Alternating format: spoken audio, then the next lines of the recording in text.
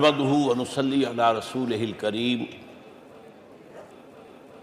اما بعد فقد قال الله تبارك وتعالى كما ورد في سورة الأعراف اعوذ بالله من الشيطان الرجيم بسم الله الرحمن الرحيم فالذين آمنوا به وعزروه ونصروه واتبعوا النور الذي انزل معه اولئك هم المفلحون صدق اللہ العظیم رب اشرح لي صدری ویسر لي امری واحلل عقدۃ من لسانی یفقہوا قولی اللہم ربنا الہمنا رشدنا واعذنا من شرور انفسنا اللہم صل علی عبدک ونبیک ورسولک وحبیبک وخلیلک محمد وبارک وسلم وصلی وسلم وبارک علی جمیع الانبیاء والمرسلین وعلی ملائکتک المقربین وعلی عبادک الصالحین وعلینا معہم یا ارحم الراحمین آمین یا رب العالمین۔ محترم وائس چانسلر صاحب، اساتذہ کرام، عزیز طلباء و طالبات، السلام علیکم ورحمۃ اللہ وبرکاتہ۔ آج جو مجھے موضوع دیا گیا ہے اس کے لیے میں نے سورہ اعراف کی آیت نمبر 157 کا آخری ٹکڑا جو ہے وہ آپ کو سنایا ہے۔ اس کا ایک پس منظر ہے وہ جان لیجیے۔ آپ کو معلوم ہے کہ جب حضرت موسیٰ بنی اسرائیل کو لے کر مصر سے نکلے ہیں، اس کے بعد مرحلہ آیا کہ اللہ تعالیٰ نے حضرت موسیٰ کو کوہ طور پر طلب فرمایا تورات عطا کرنے کے لیے۔ ان کی غیر حاضری میں ایک فتنہ کھڑا ہوا اور کچھ لوگوں نے ایک بچڑا بنا کر اس کی پرستش شروع کر دی بنی اسرائیل میں سے، سامری کا بنایا ہوا بچڑا۔ جب حضرت موسیٰ واپس آئے انہوں نے یہ دیکھا تو بہت غضبناک ہوئے، اور پھر اللہ تعالیٰ کے حکم سے فیصلہ ہوا کہ 12 قبیلوں میں سے جن لوگوں نے بھی یہ شرک کیا ہے ان کو انہی قبیلوں کے لوگ خود قتل کریں۔ کئی ہزار اسرائیلی قتل ہوئے۔ یہ بہت بڑا یوں سمجھیے کہ پرج ہوا ہے اس قوم کے اندر۔ اس کے بعد پھر مزید اللہ تعالیٰ کی خدمت میں استغفار کے لیے حضرت موسیٰ علیہ السلام اپنے 70 بڑے بڑے سردار جو تھے 12 قبیلوں کے، ان کو لے کر حاضر ہوئے۔ وہاں انہوں نے استغفار کیا اور ایک دعا کی، پروردگار وَاكْتُبْ لَنَا حَسَنَةً فِي الدُّنْيَا وَالْآخِرَةِ، ہمارے لیے نیکی کا اندراج کر دے، دنیا میں بھی آخرت میں بھی۔ جواب ملا اللہ تعالیٰ کی طرف سے، دیکھو عذاب تو میں جس کو چاہوں گا دوں گا، اور ویسے میری رحمت ہر شے کے ساتھ موجود ہے، ہر شے کا وجود میری رحمت سے ہے، لیکن ایک میری خاص رحمت ہے جو میں لکھ رکھوں گا ان لوگوں کے لیے جو میرے نبی امی آخری رسول ان پر ایمان لائیں گے صلی اللہ علیہ وسلم۔ وہ جب آئیں گے اور وہ نیکی کا حکم دیں گے، بدی سے روکیں گے، پاکیزہ چیزوں کو حلال قرار دیں گے، ناپاک چیزوں کو حرام قرار دیں گے، نوع انسانی کے اوپر جو بوجھ تھے جو اس وقت ہوں گے ان کو اتاریں گے۔ وہ جب آئیں گے تو جو لوگ فالذین آمنوا بہ نمبر 1، وعزروہ نمبر 2، ونصروہ نمبر 3، واتبعوا النور الذی انزل معہ اولئک هم المفلحون، جو لوگ ان پر ایمان لائیں گے، ان کی تعظیم اور توقیر کریں گے، ان کی مدد کریں گے، اور جو نور ان کے ساتھ نازل کیا جائے گا یعنی قرآن، اس کی پیروی کریں گے، وہ ہوں گے جو فلاح پانے والے ہوں گے، میری خصوصی رحمت سے حصہ ان کو ملے گا۔ اب یہاں پہلے تو دعا کر لیجئے، اللہم ربنا اجعلنا منہم، اے اللہ ہم سب کو ان میں شامل فرما دے جو تیرے نبی کے ساتھ تعلق کی ان 4 بنیادوں کی شرائط کو پورا کر سکے، تقاضوں کو پورا کر سکے۔ اب ذرا ان میں سے ایک ایک کو لیجئے۔ ایمان جانی پہچانی چیز ہے، ایمان جسے کہتے ہیں، اس کی تشریح میں جانے کی ضرورت نہیں، وقت بھی محدود ہے۔ لیکن ایک بات سمجھنے کی ہے بہت ضروری، ایمان کے دو لیول ہیں۔ ایک قانونی ایمان ہے جس کی بنا پر ہم ایک دوسرے کو مسلمان سمجھتے ہیں، اس کا تعلق اقرار باللسان کے ساتھ ہے، زبان سے کہنا اشہد ان لا الہ الا اللہ وحدہ لا شریک لہ واشہد ان سیدنا و مولانا محمدا عبدہ ورسولہ۔ کوئی ہندو تھا، سکھ تھا، پارسی تھا، عیسائی تھا، یہ کلمہ کہے اور اسلام میں آ گیا۔ لیکن یہ زبانی کلامی ایمان جو ہے یہ انسان کی سیرت و کردار پر اثر انداز نہیں ہو سکتا۔ یہی وجہ ہے آج ہم دیکھ رہے ہیں مسلمان ہی جھوٹ بھی بول رہا ہے، مسلمان ہی بے ایمانی بھی کر رہا ہے، مسلمان ہی خیانت بھی کر رہا ہے، مسلمانوں کے لیڈر بلینز کی خیانت کر رہے ہیں۔ یہ کون ہے؟ سب مسلمان ہیں۔ وہ اس کی وجہ کیا ہے کہ ہم صرف قانونی مسلمان ہیں اور ہمارا ایمان قانونی ایمان ہے۔ اس کے لیے اسلام کا لفظ قرآن میں آیا ہے سورہ حجرات میں، قالت الاعراب آمنا قل لم تؤمنوا ولکن قولوا اسلمنا۔ اے نبی یہ بدو کہہ رہے ہیں ہم ایمان لے آئے، ان سے فرما دیجئے تم ہرگز ایمان نہیں لائے ہو، یوں کہو کہ ہم مسلمان ہو گئے ہیں۔ ولما يدخل الايمان في قلوبكم، ابھی تک ایمان تمہارے دلوں میں داخل نہیں ہوا۔ بہرحال اللہ کا شکر ہے اس نے ہمیں مسلمانوں میں پیدا کر دیا، ورنہ ہم میں سے کتنے ہوتے اگر کہیں اور پیدا ہو گئے ہوتے تو نعمت اسلام سے بھی ہم بہرہ ہو سکتے، کیا کہہ سکتے۔ اصل ایمان ہے جب وہ دل میں داخل ہو جائے، یقین بن جائے۔ اسی لیے بچپن میں یاد کیا ہوگا ایمان مجمل، آمنت باللہ کما ہوا باسمائہ و صفاتہ وقبلت جمیع احکامہ اقرار باللسان و تصدیق بالقلب۔ جب تصدیق بالقلب ہوگی تو اب اس کے تقاضے جو ہیں عملی پیدا ہوں گے۔ ان تقاضوں میں سے ایک میں دو حدیثوں کے حوالے سے آپ کے سامنے رکھ رہا ہوں۔ پہلی حدیث حضرت عبداللہ بن عمرو بن العاص رضی اللہ تعالی عنہما سے مروی ہے، لا یؤمن احدکم حتی یکون ہواہ طبعا لما جئت بہ۔ دیکھو تم میں سے کوئی شخص مومن نہیں ہو سکتا جب تک کہ اس کی خواہش نفس تابع نہ ہو جائے اس شریعت کے، اس قانون کے، اس ہدایت کے جو میں لے کر آیا ہوں۔ اگر عملاً تابع نہیں ہوئے تو حقیقتاً مومن نہیں ہو۔ دل میں جھانکو، Do I really believe that Muhammad is the Prophet of Allah? Do I really believe that Quran is the word of God?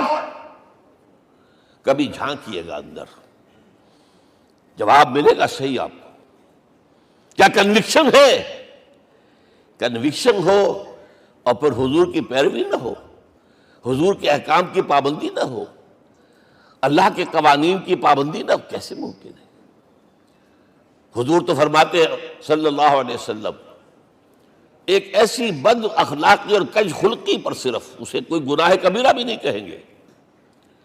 فرمایا ایک مرتبہ واللہ لا یؤمن، واللہ لا یؤمن، واللہ لا یؤمن، خدا کی قسم فلاں شخص مومن نہیں ہے، خدا کی قسم فلاں شخص مومن نہیں ہے، خدا کی قسم فلاں شخص مومن نہیں ہے۔ صحابہ کانپ گئے، کون بدبخت ہے جس کے بارے میں فرمایا جا رہا؟ پوچھا گیا من یا رسول اللہ؟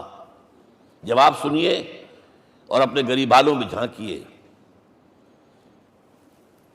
وہ شخص الذی لا یامن جارہ بوائقہ، وہ شخص جس کی شرارتوں کی وجہ سے اس کا پڑوسی چین میں نہیں ہے، امن میں نہیں ہے، وہ مومن نہیں ہے، خدا کی قسم نہیں ہے، خدا کی قسم نہیں ہے۔ کیسے علیحدہ کر لیں گے اس ایمان کو اعمال سے اور ایمان کو اخلاق سے؟ آگے چلیے، وہ جو حدیث حضرت ابو ہریرہ سے، اور یہ متفق علیہ، صرف بخاری کی نہیں ہے، بخاری جمع مسلم، لا یؤمن احدکم حتی اکون احب الیہ من والدہ وولدہ والناس اجمعین۔ تم میں سے کوئی شخص مومن نہیں ہو سکتا جب تک کہ میں اسے محبوب تر نہ ہو جاؤں، اپنے باپ سے بھی، اپنے بیٹے سے بھی، اور تمام انسانوں سے۔ جھانک لیجئے دل میں، صورتحال یہ ہے یا نہیں ہے؟ کیوں محبوب ہو جائیں؟ اس لیے کہ آپ کے ذریعے ہدایت ملی ہے، آپ کے ذریعے ہم اللہ سے جڑے ہیں، اور آپ کو معلوم ہے دنیا میں کوئی شاہ ہدایت نہیں، نعمت نہیں ہے جب تک کہ نعمت ہدایت نہ ہو۔ اگر صحت اچھی ہے، ہدایت نہیں ہے، تو بدماشیاں کریں گے، کیا کریں گے؟ آپ کو معلوم ہے صحت اچھی جو ہے کہ جا کے کھپے گی اگر ہدایت نہیں ہے. اگر دولت ہے ہدایت نہیں کیا کریں؟ گلچھرے اڑائیں گے، عیاشیاں کریں گے، لوگوں پر اپنی دولت کا روب گانٹیں گے. اولاد ہے ہدایت نہیں ہے، یہ اولاد سہان و روح بھی بن جائے گی کہیں آپ کے لیے. کوئی شے نعمت نہیں ہے جب تک کہ نعمت ہدایت نہ ہو، اور ہدایت ہمیں ملی محمد الرسول اللہ صلی اللہ علیہ وسلم کے ذریعے. تو آپ سے بڑھ کر محبوب کون ہوگا؟ اس کے ضمن میں ایک بڑا پیارا واقعہ آتا ہے. حضرت عمر سے پوچھتے ہیں حضور ایک مرتبہ، عمر تمہیں مجھ سے کتنی محبت ہے؟ اندازہ کیجئے اس قدر اپنائیت کسی سے ہوتی ہے تب یہ سوال ہوتا ہے. عمر تمہیں مجھ سے کتنی محبت ہے؟ عرض کیا حضور مجھے آپ دنیا کے ہر انسان سے زیادہ محبوب ہیں. فرمایا اور اپنی جان سے؟ ذرا سا توقف کیا، دل میں جھانکا، ہاں حضور اب میں یہ بھی کہتا ہوں کہ میری جان سے بھی زیادہ عزیز ہے مجھے. آپ نے فرمایا الان عمر اب پہنچے ہو جو مقام ہے، اب درکار ہے، جو مطلوب ہے. تو محبت اس درجے کی، اطاعت اس درجے کی اگر نہیں ہے تو ایمان نہیں. ہاں قانونی ایمان ہے، اب مسلمان ہے، اللہ کا شکر ہے، بہت بڑا فضل ہے. اب اگلے بات پر آئیے، الضروح، ان کی توقیر، ان کی تعظیم کرے. یہ تعظیم کس درجے میں؟ اب وقت بہت کم ہے، میں صرف آپ کو سورہ حجرات ہی سے مثال دے رہا ہوں. فرمایا گیا یا ایھا الذین آمنوا لا ترفعوا اصواتکم فوق صوت النبی ولا تجہروا لہ بالقول کجہر بعضکم لبعض ان تحبط اعمالکم وانتم لا تشعرون. اے ایمان والو، کبھی اپنی آواز کو حضور کی آواز سے بلند تر نہ کر دینا. کبھی جس طرح بلند آواز سے ایک دوسرے سے بات کرتے ہو ایسے نہ کر بیٹھنا، مبادا تمہارے سارے اعمال حبط ہو جائیں اور تمہیں پتہ بھی نہ چلے. تم تو کہو گے میں نے کوئی گناہ کبیرہ تو نہیں کیا، میں نے کوئی ڈاکہ نہیں ڈالا، چوری نہیں کی، کوئی زنا نہیں کیا، کوئی شراب نہیں پی، لیکن یہ سوء ادب لا ترفعوا اصواتکم فوق صوت النبی ولا تجہروا لہ بالقول کجہر بعضکم لبعض ان تحبط اعمالکم وانتم لا تشعرون. یہاں ایک میں عملی بات بھی آپ کے سامنے رکھ دوں. صحابہ کے بارے میں تو بات سمجھ میں آ گئی کہ اپنی آوازیں پست رکھیں. ہم کیسے کریں؟ ہمارا ایک طرز عمل ہونا چاہیے. اگر کسی گفتگو میں کوئی شخص کہ حضور نے یہ فرمایا ہے، کبھی یہ نہ کہے میں نہیں مانتا. ہاں توقف کر لیں، بھائی میں تحقیق کروں گا کہ واقعی یہ حدیث صحیح ہے یا نہیں ہے. ٹھیک، ضروری نہیں کہ جو کہہ دے مان لیں آپ. محدثین نے کتنی محنتیں کر کر کے چھانٹی کی ہے، لہذا یہ. لیکن فوراً اگر آپ نے کہا نہیں میں نہیں مانتا، یہ عقل کے خلاف ہے، یہ فلاں ہے، یہ وہ ہے، یہ ہے کہ جو آپ سوء ادب کے مرتکب ہو رہے ہیں نبی اکرم صلی اللہ علیہ وسلم کی بارگاہ میں. ہاں توقف کریں، غور کریں، تحقیق کریں، معلوم ہو کہ یہ حدیث پختہ نہیں ہے، مستند نہیں ہے، پھر دوسری بات ہے. اور یہ جان لیجئے ہمارا جو معاشرہ ہے اس کا ایک قانونی جو ہے احاطہ ہے. یہ بھی سورہ حجرات کی پہلی آیت ہے، یا ایھا الذین آمنوا لا تقدموا بین یدی اللہ ورسولہ. اللہ اور اس کے رسول کے احکام کا دائرہ ہے، اس کے اندر اندر رہو، باہر نہیں نکل سکتے. لیکن اس دائرے کے اندر ایک مرکزی شخصیت جس کی دل آویزی، جس کا حسن سلوک، جس کا حسن کردار، جس کا حسن اخلاق مرکز بن جائے، تمام لوگوں کی جذباتی محبت کا مرکز بن جائے، اگر یہ نہیں ہوگا تو معاشرہ مضبوط نہیں ہوگا. محض قانون اور دستور پر معاشرہ مضبوط نہیں ہوتا. کسی شخصیت، اب آپ کو معلوم ہے آخر ہندوستان کے معاشرے میں گاندھی کا ایک مقام ہے کہ نہیں ہے؟ آخر یہ سارا معاملہ چل رہا ہے اسی کے گرد کے نہیں؟ ماؤ زے تنگ کے معاملہ ہے کہ نہیں ہے؟ یہ سارا معاملہ دنیا میں عام لوگ کہہ دیتے، ریشنلسٹ لوگ، کہ ان چیزوں کی کیا ضرورت ہے؟ بھائی قانون دیکھنا چاہیے، دستور دیکھنا چاہیے، حکم دیکھنا نہیں. بھائی جذباتی وابستگی، کہ ایک ہستی تو ایسی ہو کہ جس کے کچھ کہنے پر فوراً زبانیں بند ہو جائیں، اور اس کا نقشہ میں سعودی عرب میں دیکھتا ہوں، اگر وہاں کے دو بدو لڑ رہے ہوں سخت اور ایک دوسرے کو کھانے کو دوڑ رہے ہوں، کوئی شخص کہتے ہیں صلی علی النبی، فوراً خاموش. معلوم ہوتا ہے آگ کے اوپر کسی نے پانی ڈال دیا، خاموش، صلی علی النبی، صرف یہ کہنے سے. یہ جذباتی وابستگی اگر محمد سے نہیں ہے صلی اللہ علیہ وسلم تو آپ کا معاشرہ کبھی مضبوط نہیں ہوگا. یہ مرکزی شخصیت، یہ مرکز ہے، اسی لیے ان کے احترام کا یہ درجہ ہے، کیونکہ اس سے کیا ہوگا، تمہارا شیرازہ بکھر جائے گا. اگر ان کے ساتھ جذباتی محبت نہیں ہوگی تمہارا شیرازہ بکھر جائے گا. یہ آیا معاملہ. اب میں آپ کو بتانا چاہتا ہوں تہذیب ہمارے ہاں اصل میں بدقسمتی سے ہم سیرت کی تقریریں کرتے ہیں، حضور کی عظمت بیان کرنے کی کوشش کرتے ہیں. کچھ لوگ تو خیر حضور کی زلفیں ہیں، حضور کی آنکھیں ہیں، حضور کی کملی ہے، حضور کا سایہ نہیں تھا وغیرہ، یہ باتیں اپنی جگہ ہیں، ہر چیز ٹھیک ہے.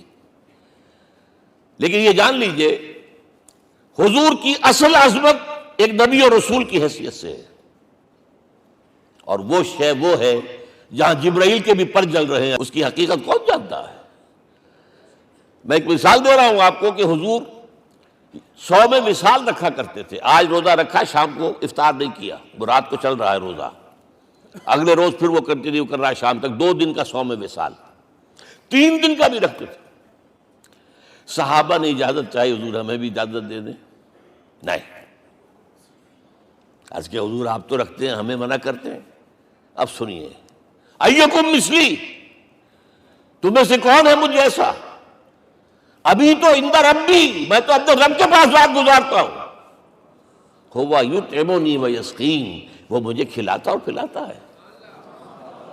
کیا سمجھیں گے ہم، کیا ہماری سمجھ میں آئے گا؟ یہ معاملہ نبوت کے جو اسرار و رموز ہیں، ان کا جو مقام اور مرتبہ ہے، وہ کوئی نبی پہچان سکتا، غیر نبی تو پہچان ہی نہیں سکتا.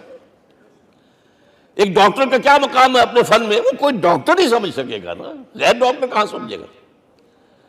اور حقیقت میں وہی سمجھے گا جو اس سے بھی اوپر کا ڈاکٹر ہے. نیچے والا تو نہیں سمجھ سکتا، جو کمتر ہے وہ تو صرف اوپر دیکھے گا اللہ اللہ خیر صلی اللہ. جو اوپر ہے اور ظاہر ہے محمد سے اوپر کوئی نہیں صلی اللہ علیہ وسلم.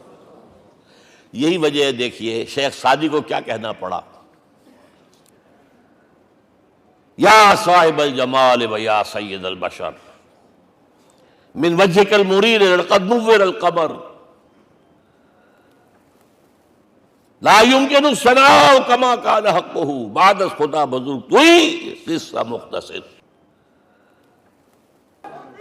اے محمد صلی اللہ علیہ وسلم، آپ کی ثنا جیسے کہ حق ہے ہو ہی نہیں سکتی. غالب اس سے بھی آگے گیا ہے، میں بات ابھی آپ کو سناتا ہوں شعر اس کا. آپ کی ثنا کا حق ادا ہو ہی نہیں سکتا، بس ہم یہ جانتے ہیں اللہ کے بعد آپ کا مقام. غالب جو آگے گیا ہے کہتا ہے، غالب ثنائے خواجہ بیزداں گزاشتیم کہاں ذات پاک مرتبہ دان محمد است. اے غالب، ہم نے تو حضور کی ثنا تو اللہ کے حوالے کر دی ہے، اس لیے کہ وہی ذات پاک جانتا ہے مرتبہ محمد کا کیا ہے صلی اللہ علیہ وسلم. ہم بیان کرنے کی کوشش کریں گے تو توہین کر بیٹھیں گے. ایک لطیفہ ہے، ایک بیچارہ کوئی دیہاتی کہیں پھنسا ہوا تھا کسی جگہ، تھکا ہوا چل رہا تھا، ڈپٹی کمشنر صاحب جا رہے تھے، کار میں بٹھا لیا. اب اس نے کہا، پتر تینوں اللہ پٹواری کرے. اب اس غریب کے جو ہے اس کے ذہن میں تو پٹواری سے اوپر تو کچھ ہے ہی نہیں. اس کے قلم سے جو ہے ادھر کا انتقال ادھر ہو گیا، ادھر کی طرف ادھر چلی گئی. تو ڈی سی کو وہ تعریف کر رہا ہے، اپنے سمجھ کے مطابق پٹواری کرے. تو ہم کہیں پٹواری والا معاملہ نہ کریں. ہاں، ایک پہلو ایسا ہے جس کے حوالے سے حضور کی عظمت ہماری سمجھ میں آئے گی. حضور ایک انسان کی حیثیت سے کیا تھے، ایک باپ کی حیثیت سے آپ کا کیا طرز عمل تھا. ذرا یاد کیجئے، جگر گوشہ رسول حضرت فاطمہ بطول رضی اللہ تعالیٰ عنہ وہ حاضر ہوتی، ابا جان دیکھیے چکی پیس پیس کر یہ گھٹے پڑ گئے میرے ہاتھ میں، یہ کنویں سے پانی لاتی ہوں، مشکیز دیکھیے یہاں پر بندیاں پڑ گئی۔ حضور اب تو عام لوگوں پر بھی آسانیاں ہیں، لوگوں کے ہاں غلام آ گئے ہیں، کنیزیں آ گئی ہیں، مال و دولت آ گئی ہے، مجھے بھی کوئی غلام کنیز عطا ہو جائے۔ اور آپ کو معلوم ہے یہ لخت جگر، نور چشم، محمد کی سب سے پیاری بیٹی صلی اللہ علیہ وسلم، کوئی شک نہیں اس میں، فاطمہ، کیا بیتی ہوگی حضور کے قلب پر۔ لیکن فرمایا کیا بیٹی، یہ دنیا کی چیزیں ہمارے لیے نہیں ہیں، میں تمہیں اس سے بہتر شے دیتا ہوں، تسبیح فاطمہ، ہر نماز کے بعد 33 مرتبہ سبحان اللہ، 33 مرتبہ الحمدللہ، 33 مرتبہ اللہ اکبر کہہ لیا کرو۔ لیکن سوچ لیجئے دل پر کیا گزری ہوگی صلی اللہ علیہ وسلم۔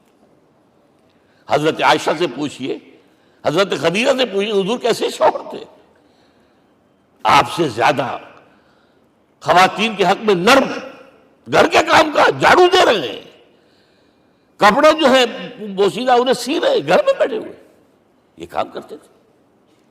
بہرحال ایک بات میں آپ سے عرض کروں، آپ انسان کی جس حیثیت کا بھی ذہن میں تصور کریں گے وہ ساری حیثیتیں محمد میں موجود ہیں صلی اللہ علیہ وسلم۔ محمد حاکم کی حیثیت سے بھی ہیں،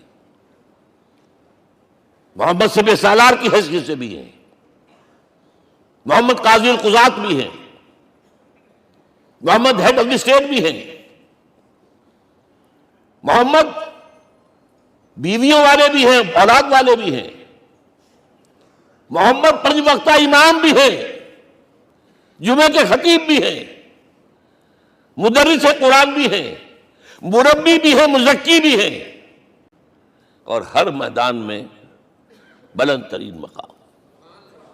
کوئی ایسی جامع شخصیت ملے گی؟ ہمارے ہاں تو حال یہ ہے کہ جو خطیب صاحب ہوتے ہیں وہ 5 وقتہ نماز کیسے پڑھا سکتے ہیں؟ ان کا تو اونچا مقام ہے، 5 وقتہ نماز کے لیے تو علیحدہ چاہیے امام آپ کو، اور وہاں بھی ایک امام سینئر ہوگا، وہ عشاء مغرب اور فجر پڑھائے گا، ایک جونیئر ہوگا بیچارہ، وہ جو خاموش نماز ہے وہ پڑھائے گا۔ 5 وقتہ نماز پڑھا رہے ہیں محمد صلی اللہ علیہ وسلم، اور خطیب بھی وہی ہے، مربی بھی وہی ہے، مزکی بھی وہی ہے۔ ہمارے ہاں جو لوگ تزکیہ نفس کے میدان میں ہیں وہ پھر جماعت کبھی نہیں کراتے، کبھی نہیں دیکھا ہوگا آپ نے کسی صاحب کو کراتے ہوئے۔ یہ جامعیت جو ہے، جامعیت کبریٰ۔ میں صرف ایک بات کہا کرتا ہوں، ایک اعتبار سے حضور کا اسوہ نامکمل ہے۔ آپ مجھے سوء ادب کا مرتکب نہ قرار دے دیں، اسوہ کیا ہے؟ عورت کے لیے اس کی اپنی نسوانی زندگی کے لیے اسوہ آپ میں نہیں ہے، آخر نصف انسانیت ہے، اسے بھی اسوہ چاہیے۔ یہ ہے جس کی وجہ سے حضور نے شادیاں کی ہیں زیادہ۔ خواتین کے لیے اسوہ حضور کے ازواج مطہرات ہیں، اور ان میں سب سے بڑھ کر جو بالکل یوں سمجھیے کہ آغاز کے اندر نوجوانی میں آ گئی ہیں حضور کی خدمت میں، نہایت ذہین و فتین، انہوں نے پھر عورت کی زندگی کے لیے حضور کا جو طرز عمل تھا وہ انہوں نے بیان کیا تھا۔ اس لیے سورہ احزاب کے اندر اس کا تذکرہ ہے، جہاں یہ آتا ہے لقد کان لکم فی رسول اللہ اسوۃ حسنہ، وہیں پر یا نساء النبی لستن کاحد من النساء، اے نبی کی بیویوں تم عام عورتوں کے مانند نہیں ہو، تمہیں تو اسوہ بننا ہے امت کے لیے۔ اب اس سے اگلا قدم میں بڑھا رہا ہوں آگے، اور اس کے ساتھ جڑ جائے گی تیسری بات۔ تیسری بات کیا ہے؟ وَنَصَرُوهُ، اس کی مدد کریں صلی اللہ علیہ وسلم۔ پہلی بات تو یہ نوٹ کیجئے، حضور انتہائی غیور انسان تھے، انتہائی غیور۔ یہ کہا جاتا ہے کہ اگر حضور گھوڑے اس میں سوار ہوتے تھے اونٹ پر، اور آپ کا کوڑا نیچے گر گیا تو آپ یہ کسی سے نہیں کہتے تھے کہ ذرا یہ میرا کوڑا مجھے پکڑا دینا، یہ بھی گوارا نہیں تھا، آپ اونٹ بٹھا کر نیچے اتر کر اپنا کوڑا خود اٹھاتے تھے۔ کسی سے اپنے ذاتی کام کے لیے کوئی مدد مانگنا امکان ہی نہیں۔ بلکہ ایک واقعہ تو وہ ہے جب بھی میں تذکرہ کرتا ہوں میری آنکھوں میں آنسو آ جاتے ہیں۔ یہ ہجرت کے وقت کا واقعہ ہے۔ آپ کو معلوم ہے حضور نے تمام مسلمانوں کو مکے سے جانے کی اجازت دے دی، چلے جاؤ مدینے، چلے جاؤ مدینے، آپ خود تھے موجود، اس لیے کہ رسول اپنے مقام کو نہیں چھوڑ سکتا وداؤٹ ایکسپریس پرمیشن فرام اللہ سبحانہ و تعالی۔ اب حضرت ابوبکر پوچھ رہے ہیں حضور اجازت آ گئی؟ نہیں آئی، آ گئی نہیں آئی، دن گزر رہے ہیں۔ حضرت عائشہ کی روایت ہے کہ ایک روز ہم نے دیکھا دوپہر کے وقت آ رہے ہیں حضور، کپڑے سے اپنا سر جو ہے ڈھانپا ہوا ہے۔ عرب میں دوپہر کے وقت وزٹ کرنا جو ہے یہ ان کے خلاف دستور ہے، ان کی تہذیب کے خلاف ہے، یہ قیلولے کا وقت ہوتا۔ تو حیران ہوئے، آتے ہی فرمایا ابوبکر ہجرت کی اجازت ہو گئی۔ اب انتہائی خوشی سے اور بڑی امید میں کہ بڑی شاباش ملے گی، حضرت ابوبکر فرماتے عرض کرتے ہیں حضور میں نے 2 اونٹیاں تیار کر رکھی ہیں، خوب کھلا پلا کے انہیں فرما کیا ہوا ہے، یہ ہجرت میں ہمارے کام آئے گی۔ حضور تھوڑا سا توقع فرماتے ہیں، پھر کہتے ہیں اچھا ٹھیک ہے، ایک میں استعمال کروں گا لیکن میں اس کی قیمت ادا کروں گا۔ حضرت ابوبکر رو پڑے، حضور مجھ سے یہ مغایرت، سائے کے تناب کے ساتھ رہنے والا، اس سے یہ مغایرت، ذرا سے اشارے پر اپنی کم سن بیٹی پیش کر دی نکاح کے اندر، اس سے یہ مغایرت، رو پڑے۔ لیکن حضور کی اپنی غیرت تھی، میں قیمت دوں گا۔ اب بتائیے مدد کا کے لیے درکار تھی؟ مدد تھی ان کے مشن کے لیے۔ مشن 2 حصوں میں تھا، اس کو جانیے، آج کچھ علمی باتیں آ رہی ہیں۔ حضور کے مشن کے 2 حصے، ایک ابتدائی جو تمام انبیاء اور رسول کا تھا، ایک تکمیلی جو صرف محمد کا صلی اللہ علیہ وسلم۔ ابتدائی کیا ہے؟ اللہ کی طرف دعوت، تبلیغ، جو دعوت قبول کر لیں ان کے لیے بشارت، بشیر کہ تمہارے لیے آخرت میں جنت ہے، نعمتیں ہیں، رد کر دیں ان کے لیے نذیر، خبردار کرنے والے، جہنم کے لیے تیاری کر لو، داعی اللہ، اللہ کی طرف بلانے والے، سراجا منیرا، روشنی کے چراغ۔ یہ حیثیتیں مشترک ہے تمام انبیاء کرام۔ تمام انبیاء بشیر بھی تھے، نذیر بھی تھے، داعی بھی تھے، سراج منیر بھی تھے، اگرچہ ان تمام حیثیتوں میں بھی حضور کا سب سے اونچا مقام علیحدہ نمایاں ہے، لیکن حیثیتیں بنیادی طور پر مشترک۔ ایک حیثیت تکمیلی، اور وہ کیا ہے؟ اے نبی جو دین آپ کو دیا گیا ہے، صرف تبلیغ نہیں، صرف تعلیم نہیں، اس کو قائم کر کے دکھاؤ ایک نظام زندگی کی حیثیت سے۔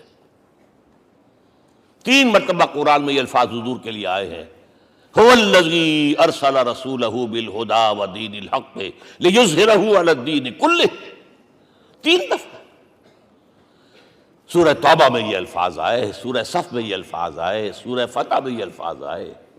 وہی اللہ جس نے بھیجا ہے اپنے رسول کو صلی اللہ علیہ وسلم، الہدا قرآن حکیم، ہدایت کاملہ، اور نمبر 2 دین حق، یہ 2 چیزیں دے کر بھیجا۔ کس لیے؟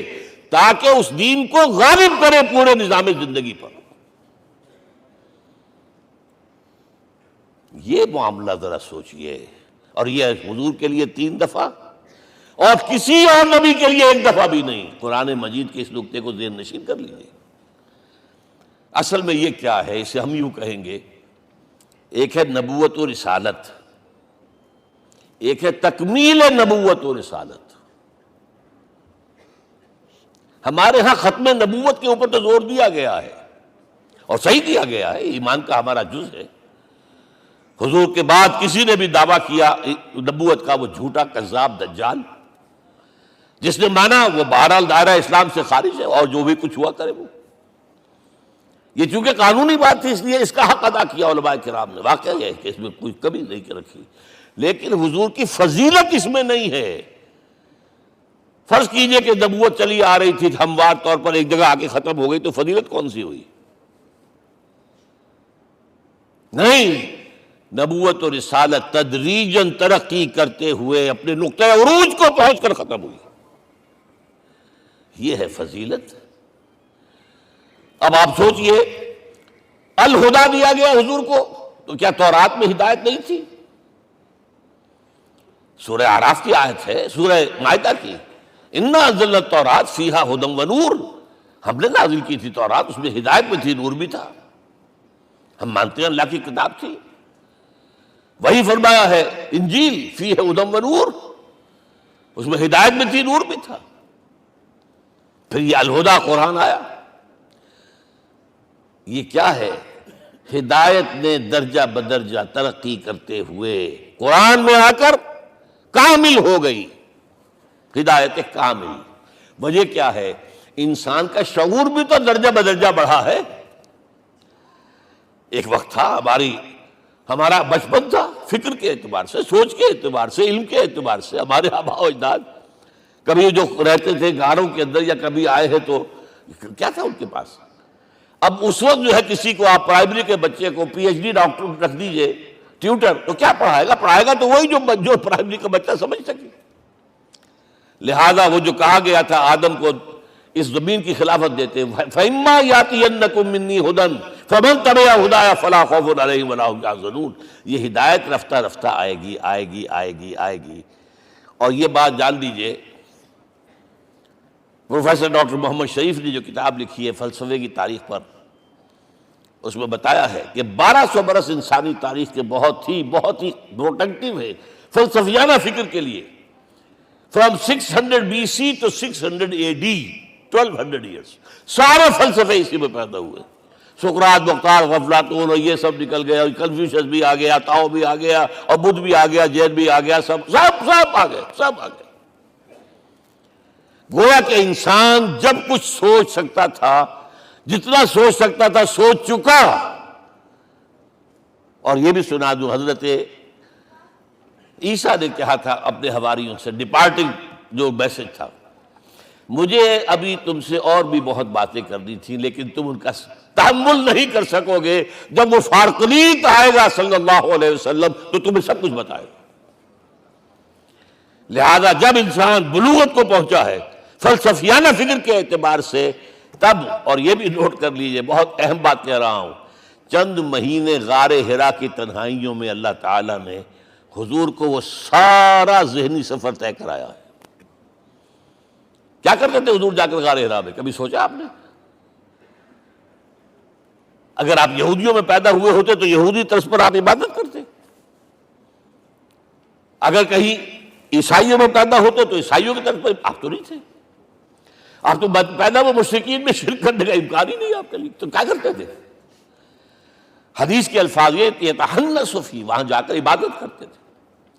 اب شارحین حدیث نے بہت عمدہ لکھا ہے، کان صفت تعبدہ فی غار حرا التفکر والاعتبار. غار حرا میں آپ کی عبادت فکر، غور و فکر، تفکر و اعتبار، جس کی میں تعبیر یہ کر رہا ہوں، جس کو کہا کبھی اکبر الہ آبادی نے، خدا کے کام دیکھو بعد کیا ہے اور کیا پہلے. نظر آتا ہے مجھ کو بدر سے غار حرا پہلے. تم غار حرا کو نہیں جانتے. مصطفیٰ اندر حرا خلوت گزید، قوم آئین و حکومت آفرید. The most productive part of the period life of Muhammad is that which he passed in غار حرا. فکر کی ساری جو ہیں بلندیاں طے کی، تب آیا ہے اقرا بسم ربک. اب اللہ کا الہدا شروع ہوا ہے. اچھا، اسی طرح نمبر 2، دین حق مکمل ہوا ہے. ورنہ جب ہم کبھی غاروں میں رہتے تھے کسی میونسپلٹی کا بھی سوال نہیں، نظام کسے کہیں گے؟ پھر یہ ہے کہ قبائلی نظام آیا، چلیے ایک شیخ ہے اس کا کہنا ماننا ہے سب کو، کچھ نظام تو بن گیا نا. اور نظام جہاں آئے گا جکڑ بندی ہو جائے گی. اب تم فلاں قبیلے کے شخص ہو، اس کا قبیلے کا سردار یہ، تمہیں حکم ماننا پڑے گا. اس قبیلے کی روایت یہ، تمہیں پیروی کرنی پڑے گی. You have to do it whether you like it or not. پھر آپ کی سٹی اسٹیٹس وجود میں آئی، پھر امپائرز وجود میں آ گئے. 400-500 برس سے رومن امپائر، 400-500 برس سے ایرانین امپائر عرب کے اوپر ایسے تھی جیسے افغان کے سر کے اوپر بہت بڑا جو ہے پگڑ رکھا ہوتا ہے. کتنا بڑا ہوتا ہے. وہ کسی نے شعر کہا بھی تھا، مجھے تو اب یاد نہیں، کہ سر پہ باندھے ہوئے پورا افغانستان میرا خیال شاید ضمیر جعفری. تو کیا تھا یہ جزیرہ نما عرب، یہ جزیرہ کہلاتا الجزیرہ. الجزیرہ اس لیے کہ نیچے آپ کو معلوم ہے بحیرہ عرب، ادھر جو ہے خلیج آ رہی ہے آخر تک، ادھر سے بحیرہ قلزم جا رہا ہے، اور پھر خلیج عقبہ آ گئی ہے. تو یہ سارا جو ہے جزیرہ نما ہے، اس سے پیننسولا. لیکن عرب اوپر دو اور ہیں، عراق عرب، شام عرب. عراق عرب پر قبضہ ایران کا، شام عرب پر رومیوں کا. اور جب یہ سلطنتیں بن گئیں تو گویا کہ انسان شکنجے میں آ گیا. ظلم، محنت کرے کسان، عیش کرے جاگیردار، اور بادشاہ محل بنائے. لگان وہاں سے آ رہا ہے. از جفائے دے خدایاں کشتے دہقانہ خراب. کرگے پر بیٹھا ہوا کوئی کھدر بن رہا ہے، ٹیکس دو. بادشاہ محل بھی بنائے گا، یاشیاں بھی کرے گا، سارا نسوانی حسن جو ہے کوہ قاف کا لے آئے گا اپنے ہاں، اور پھر فوج بھی رکھے گا. ذرا تم نے گردن اٹھائی تو تمہاری سرکوبی کرنے کے لیے فوج تیار ہے. یہ جب جکڑ بند آئی ہے انسان پر، تب محمد کو بھیجا گیا ہے. دلی بیٹ، اسے آزاد کرانے والا، دین حق دیا گیا. یہ دین حق قرآن مجید میں اسی لیے کہا گیا، یہ میں کہہ رہا ہوں تکمیل رسالت النبوت. الیوم اکملت لکم دینکم واتممت علیکم نعمتی ورضیت لکم الاسلام دینا. آج میں نے تمہارے لیے تمہارے دین کو کامل کر دیا ہے. یہ مکمل نظام زندگی ہم نے دیا ہے، پہلے تھا ہی نہیں. لہذا کسی اور نبی سے یہ نہیں کہا گیا کہ اس کو غالب کرو. میں نے آپ کو بتا دیا کہیں نہیں ہے. نہ نوح، نہ ہود، نہ صالح، نہ ابراہیم، نہ موسیٰ، نہ عیسیٰ، کوئی بھی نہیں. اور حضور سے کہا گیا یہ دین اب غالب کرو. اگر صرف تم کتاب میں لکھ کر دے جاؤ اور اس کے مثال پیش نہ کر سکو، دنیا کہے گی بہت اچھی شاعری ہے. آج بھی آپ کو معلوم ہے دی ریپبلک کتاب زندہ ہے، لیکن آج تک ایک دن کے لیے بھی وہ نظام کہیں قائم ہوا ہے. ہم یہی کہیں گے کہ ٹھیک ہے یہ جو ہے ایک خواب ہے، اللہ اللہ سر فرض، اس کے سوا کیا یوٹوپیا ہے. اس نظام کو قائم کر کے دکھاؤ. اب آپ اس کو اینالائز کر لیجئے، اچھی طرح سمجھ لیجئے. It was the revolutionary role which was assigned to محمد صلی اللہ علیہ وسلم. نظام کو بدلنا، اسی کا نام تو انقلاب ہے. انقلاب کسے کہتے ہیں؟ دنیا میں دو نظام ایک جگہ نہیں ہو سکتے. مذہب 100 بھی ہو سکتے ایک جگہ. مذہب لمیٹڈ ہے، آپ کی ذاتی زندگی، آپ کے کچھ عقائد ہیں، کچھ عبادات ہیں، کچھ رسومات ہیں، کچھ سوشل رائٹس ہیں، یہ ہے بس. تو یہ تو 100 بھی دے کین کو ایگزسٹ. امریکہ میں کتنے ہیں؟ مسلمان گئے مسجدیں بنا لی ہیں، ہندو گئے مندر بنا لیے ہیں، سکھ گئے ہیں ان کے جو گردوارے بنے ہوئے ہیں، سلوتے یعنی یہودیوں کے اور عیسائیوں کے تو بے شمار ہے ہی ہیں، لیکن ہے ہمہ مذہب. لیکن دین تو دو نہیں ہو سکتے. یا ڈیموکریسی ہوگی یا بادشاہت ہوگی. ایک تو دو تو نہیں ہو سکتے. یا کیپٹلزم ہوگا یا سوشلزم ہوگا، دو تو نہیں ہو سکتے. یا تھیوکریسی ہوگی یا ڈیموکریسی ہوگی، دو نہیں ہو سکتے. اور یہ بھی آپ کو معلوم ہے دنیا میں کہیں ویکوم نہیں ہے نظام کے اعتبار سے، کبھی نہیں رہا ہے. ہر ایک نظام موجود ہے. آپ کوئی دوسرا نظام لانا چاہتے ہیں، پہلے اس کو جڑ سے اکھیڑنا پڑے گا. گفت رومی ہر بنائے کوہنا کا آباداں کلند، تو نہ دانی اولاں تعمیر راں ویراں کلند. رومی نے کہا ہے کہ دیکھو اگر کوئی نئی تعمیر تمہیں کرنی ہو تو تم جانتے نہیں ہو پہلے پرانی تعمیر کو گرانا پڑتا ہے. پہلے آپ نظام جڑ سے کھینچ کر پھینکیں گے باہر، تب نظام لائیں گے نا. اور یہ ظاہر بات ہے جو نظام بھی ہے اس کے ساتھ ویسٹڈ انٹرسٹ ہے، اس کے ساتھ پریولیج کلاسز ہیں. دے وانٹ اسٹیٹس کو، وہ کوئی تبدیلی نہیں ماننے کو تیار، کیونکہ اسی نظام کی شاخوں پر تو ان کے گھونسلے بنے ہوئے، وہیں سے تو مفادات ان کے وابستہ ہے.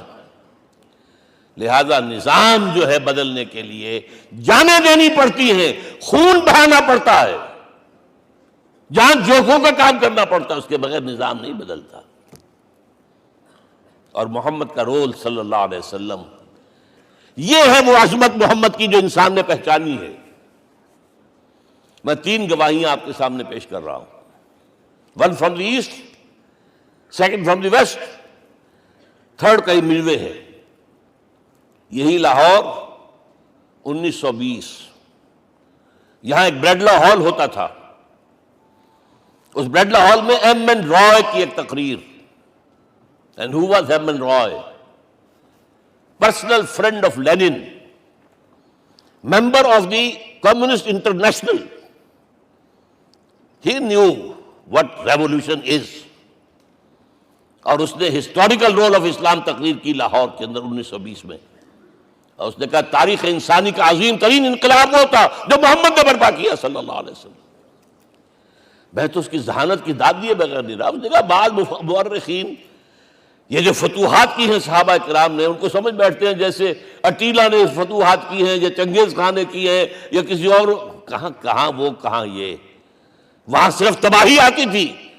اور محمد صلی اللہ علیہ وسلم کے پیروکاروں نے جب دنیا فتح کی ہے، نئی تہذیب دی ہے، نیا تمدن دیا ہے، نیا نظام دیا ہے، روشنی دی ہے، علوم کو تازہ کیا ہے، علوم ایجاد کیے ہیں۔ یہ ہے وہ انقلاب جو محمد نے برپا کیا صلی اللہ علیہ وسلم۔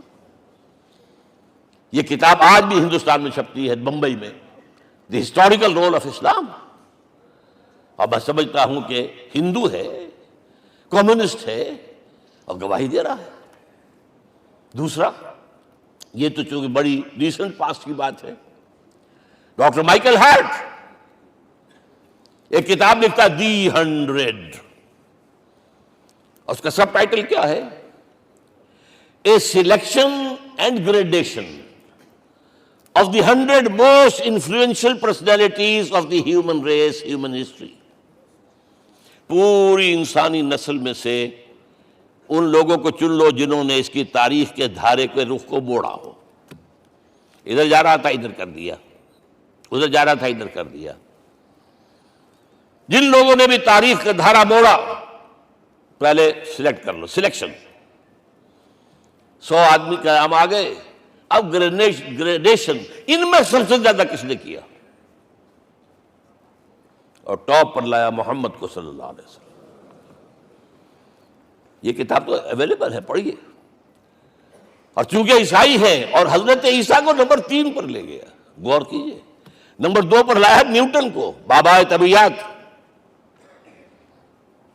اب پھر کہتا ہے naturally I O an explanation, میں عیسائی ہوتے ہوئے I'm placing Muhammad at top. How? This is because, یہ لفظ یاد کیجئے، this is because he is the only person supremely successful in both the religious and secular fields۔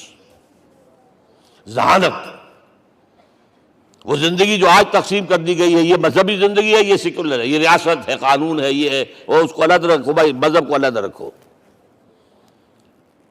وہ کہتے ہیں کہ یا تو مجھے ملتا ہے کہ وہ آدمی جو ادھر اونچا ہے تو دوسری طرف نیچا ہے، کچھ بھی نہیں، ادھر اونچا ہے تو ادھر کچھ نہیں۔ روحانیت میں، دین میں، اخلاق میں عیسیٰ سے اوپر کون جائے گا؟ لیکن حکومت میں، ریاست میں کوئی قدم ہی نہیں رکھا، زیرو۔ مذہب کتنا بڑا پیدا کر دیا گوتم بدھ نے، لیکن ریاست، حکومت زیرو۔ اور بڑے سے بڑے جو ہیں شہنشاہ اور بڑے سے بڑے کانکرس کوئی چلا آیا ہے۔ آپ سوچئے جو گریک آ رہا ہے، جو سکندر اعظم کہاں سے چل کر مقدونیہ سے کہاں پہنچ گیا؟ بیاس تک۔ اٹیلا کہاں سے پہنچ گیا؟ مشرق سے مغرب تک۔ لیکن مذہب و اخلاق کے اندر زیرو نہیں بلکہ مائنس ویلیو لانی پڑے گی۔ ایک ہی انسان ہے، آپ کم سے کم give credit to his honesty۔ ایک ہی انسان، دو ہے ہی نہیں۔ He is the only person supremely successful in both the religious and the secular fields۔ اب آئیے تیسری میں گواہی دے رہا ہوں ایک ایسے شخص کی جو ویسے شاتم رسول ہے، گالیاں دی ہیں اس نے، بدترین گالیاں دی ہیں، رقیق حملے کی، جیسے رشدی نے کیے ہیں ایسے تسلیمہ نسرین نے کیے ہیں، سب اس طرح کے کیے ہیں۔ وہ ایچ جی ویلز ہے، فکشن سٹوری رائٹر، ہسٹورین بھی ہے، دو کتابیں ہیں اس کی تاریخ پر، تاریخ انسانی عالم، short history of the world and concise history of the world. جو رقیق حملے کیے ہیں میں اس کا ذکر نہیں اس لیے کر دیا کہ معلوم ہے وہ دشمن ہے، دوست نہیں ہے۔ اگر کسی کا دوست ہوگا تو تعریف کر ہی گا، وہ دشمن ہے، میں اسٹیبلش کرنا چاہتا ہوں ہی از انیمی۔ اور عربی زبان کا ایک مقولہ یہ ہے کہ الفضل ما شہدت بہ الاعداء، فضیلت تو وہ ہوتی ہے جس کی گواہی دشمن دے۔ جب وہ آیا ہے concise history of the world میں چیپٹر آخری حضور کا، جو حضور کے چیپٹر میں جو آخری بات خطبہ حجۃ الوداع کو کوٹ کیا ہے، لا فضل لعربی علی عجمی ولا لعجمی علی عربی ولا لأحمر علی اسود ولا لأسود علی احمر الا بالتقوی۔ کسی عرب کو کسی عجمی پر کوئی فضیلت نہیں، کسی عجمی کو کسی عرب پر کوئی فضیلت نہیں، کسی گولے کو کسی کالے پر کوئی فضیلت نہیں، اور کسی کالے کو کسی گورے پر کوئی فضیلت نہیں، ہاں تقوی کے ساتھ فضیلت ہے۔ اب ذرا میرا ایک ایک لفظ نوٹ کیجئے، کیا لکھتا ہے اس پر؟ Although the sermons of human freedom, fraternity and equality were said before also, and we find a lot of these sermons in Jesus of Nazareth، مسیح ناصری حضرت عیسیٰ علیہ السلام کے ہاں بھی وعظ تو ہمیں بہت ملتے ہیں، but it must be accepted that it was Muhammad صلی اللہ علیہ وسلم who for the first time in history established a society based on these principles۔ انسانی حریت، اخوت، مساوات، اس کے وعظ کہنے تو بہت آسان ہے، تقریریں کرنی تو بہت آسان ہے، لیکن ان ویلیوز کو باقاعدہ اسٹیبلش کرنا ایک سوسائٹی میں ماننا پڑتا ہے، یہ اسے دینا پڑا ہے کریڈٹ جو بھی ہے۔ لیکن ایک بات نوٹ کر لیں، مبادہ کہیں آپ میرے بارے میں سوء ظن ہو جائے، تازہ ایڈیشن جو اب اویلیبل ہے اس میں سے یہ نکال دیے گئے ہیں، آج کے جو ان کے ایڈیٹرز ہیں ان کے حلق سے نیچے نہیں اتر رہے، اتنی بڑی حقیقت۔ آپ پنجاب لائبریری یا پبلک لائبریری سے جا کے پرانا ایڈیشن لیجئے، concise history of the world کے اندر آپ کو یہ الفاظ مل جائیں گے۔ Although the sermons of human fraternity, freedom and equality were said before also, and we have a lot of these sermons in Jesus of Nazareth, but it must be accepted that it was Muhammad sallallahu alaihi wasallam who for the first time in history established a society based on these principles۔ اب یہ جو mission میں نے آپ کے سامنے رکھا، ایک بنیادی مشن قرآن کی تبلیغ کرو، تبلیغ کرو، تبلیغ کرو، تبلیغ کرو۔ یا ایھا رسول بلغ ما انزل الیک من ربک وان لم تفعل فما بلغت رسالتہ۔ نمبر دو، جو دین حق دیا اسے غالب کرو، قائم کرو، نافذ کرو، اس کی مثال پیش کرو دنیا کے سامنے۔ ان دونوں میں مدد درکار تھی محمد الرسول اللہ کو۔ جیسے حضرت مسیح نے کہا تھا، وَإِذْ قَالَ عِيسَىٰ ابْنُ مَرْيَمَ لِلْحَوَارِيِّينَ مَنْ أَنصَارِي إِلَى اللَّهِ، کون ہے میرا مددگار اللہ کی راہ میں؟ جیسے کہ اللہ فرماتے ہیں سورہ حدید میں، بڑی پیاری آیت ہے، بڑی ریولوشنری آیت ہے، بلکہ میں لفظ استعمال، بڑی ننگی انقلابی آیت ہے قرآن مجید کی۔ اتنا صاف اللہ تعالیٰ ہی سچ بول سکتا ہے، کوئی اور تو ضرور کہیں نہ کہیں اس کے اوپر کوئی کپڑا ڈال کے بات کرے گا۔ آیت نمبر 25 آف سورۃ الحدید، لقد ارسلنا رسلنا بالبینات، ہم نے اپنے رسولوں کو بھیجا واضح نشانیوں کے ساتھ، معجزات کے ساتھ۔ وَأَنزَلْنَا مَعَهُمُ الْكِتَابَ وَالْمِيزَانَ، ان کے ساتھ کتاب اتاری، شریعت اتاری، میزان اتاری، نظام اتارا۔ لِيَقُومَ النَّاسُ بِالْقِسْطِ، تاکہ لوگ عدل پر قائم ہوں۔ اس لیے کتاب کیوں بھیجی، رسول کیوں بھیجے، نبی کیوں بھیجے، وحی کیوں بھیجی؟ تاکہ لوگ عدل پر قائم ہوں۔ یہ اس سے بڑی آیت کوئی ہوگی؟ عدل اجتماعی، سوشل جسٹس۔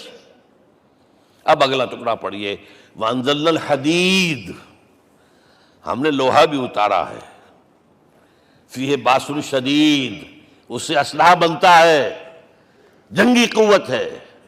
وَلِيَعْلَمَ اللَّهُ مَن يَنصُرُهُ وَرُسُلَهُ بِالْغَيْبِ، اور اللہ دیکھ لینا چاہتا ہے کون ہے اس کے وفادار بندے جو لوہے کی طاقت کو ہاتھ میں لے کر اللہ اور اس کے رسول کی مدد کرتے ہیں۔ دین اللہ کا، اسے قائم کرنا اللہ کی مدد ہے۔ اسے قائم کرنا محمد کا فرض ہے، اس کے جد و جہد کرنا محمد کی مدد ہے صلی اللہ علیہ وسلم۔ یہ تھی نصرت، اور یہ نصرت آپ کو معلوم ہے حضور کی زندگی میں صحابہ نے کرام نے کی ہے کہ نہیں کی؟ جو شخص ایمان لایا فوراً داعی بن گیا، فوراً۔ ابو بکر ایمان لائے، اور 6 جو ہیں عشرہ مبشرہ میں سے چوٹی کے صحابہ، وہ ان کی دعوت پر ایمان لائے۔ سعد ابن ابی وقاص، طلحہ، زبیر، عثمان، سعید ابن زید، یہ سب کون ہیں؟ حضرت ابو بکر کی دعوت پر نوجوان ہیں۔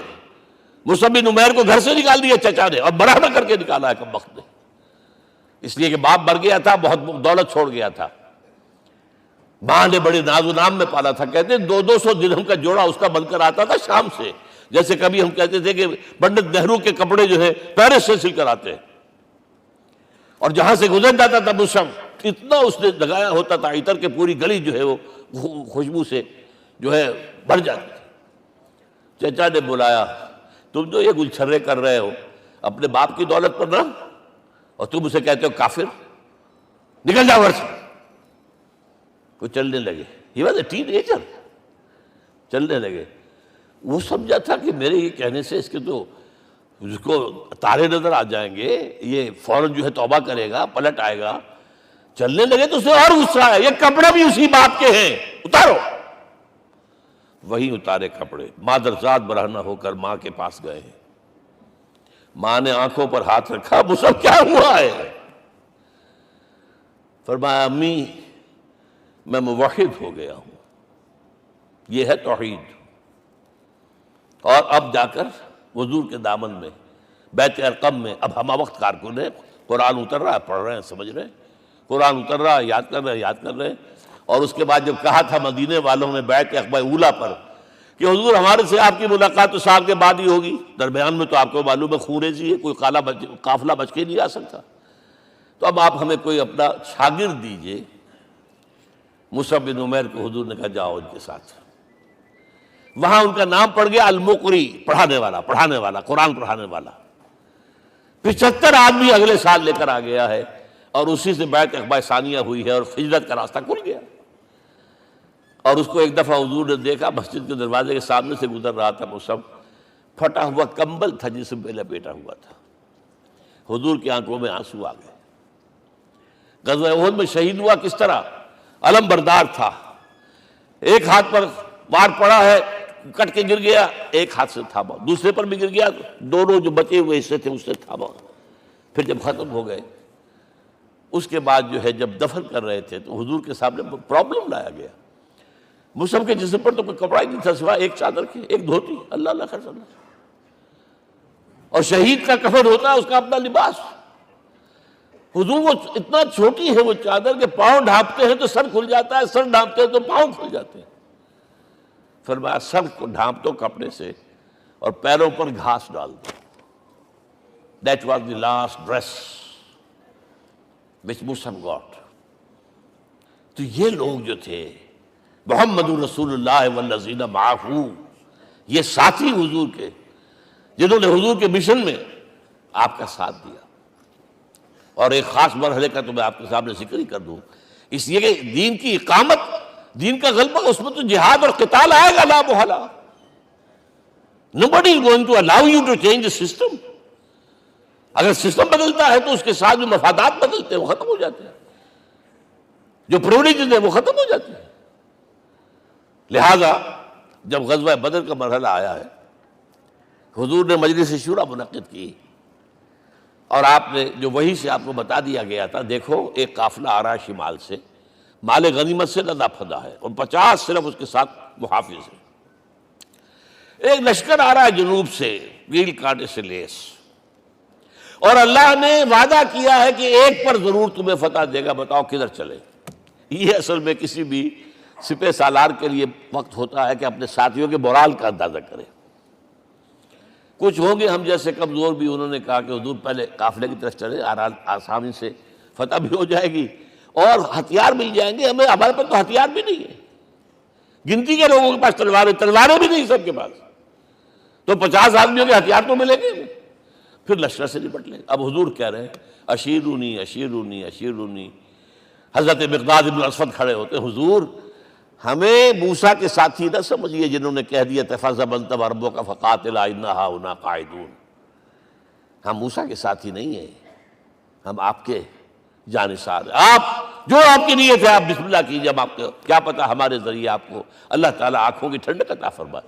حضور پھر فرمائے مجھے مشورہ دو، مجھے مشورہ دو. تب خیال آیا سعد ابن عبادہ رضی اللہ تعالیٰ عنہ کو، جو رئیس انصار تھے، ہو نہ ہو یہ ہماری طرف روئے سخن ہے، کیونکہ بیعت عقبہ ثانیہ جس کے نتیجے میں ہجرت ہوئی ہے اس میں طے یہ ہوا تھا کہ اگر یہ مکے والے مدینے پر حملہ آور ہوں گے آپ کو ختم کرنے کے لیے، ہم آپ کی حفاظت ایسے ہی کریں گے جیسے اپنے بیوی بچوں کی.